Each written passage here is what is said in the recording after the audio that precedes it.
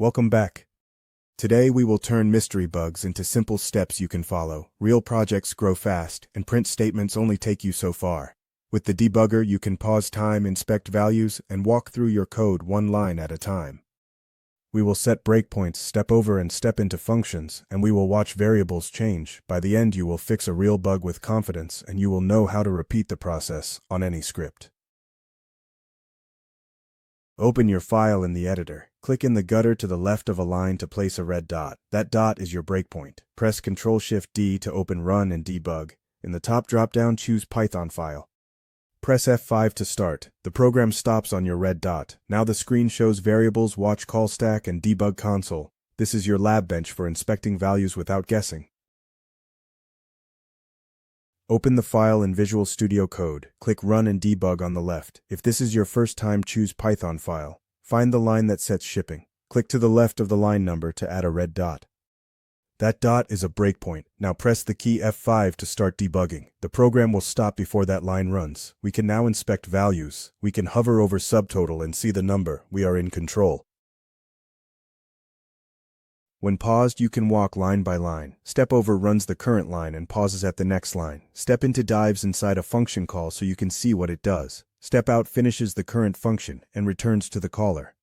Use the top toolbar for these controls. Watch how subtotal changes. Then step to the shipping line and notice the condition. The subtotal is less than 50, yet shipping will still be added. That is our clue.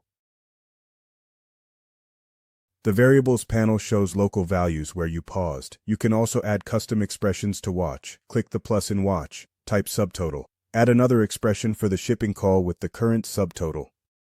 Now step again. You will see watch update live as each line runs. This makes invisible state visible. It turns guesswork into facts. You can add expressions for round or for formatted strings to see exactly what the user might see. We saw that shipping was added when subtotal was greater than 50. That is wrong. Edit the condition so shipping applies when subtotal is less than 50. Save the file, keep the breakpoint, press F5 again. Step to the shipping line. Now subtotal is less than 50, so 7.50 is added. If subtotal is greater than or equal to 50, shipping becomes 0. The watch panel confirms the fix. We validated the change with real data. Your turn now. We will debug a function that cleans text input and adds numbers. The bug is simple. It tries to convert words to numbers and sometimes fails. Your task is to run under the debugger, add breakpoints in clean number and running total. Use watch to inspect text and end. Step through the loop. Find where bad input sneaks in. Then improve the function so it skips bad values and logs a helpful note. Let's walk through the improved version. We strip spaces. We remove underscores because many users type large numbers with separators. If conversion fails, we return none. In running total, we check for none and skip the bad value. We also print a message so the user learns what went wrong. Set a breakpoint inside clean number. Step into from the loop. Watch text and end change. You will see the code take the safe path for the word 40 and for 12_34. Here are habits that save time. Reproduce the bug with the same steps and the same input. Add breakpoints near the decision that smells wrong. Step just enough to see what changed. Use watch for the variables you truly care about.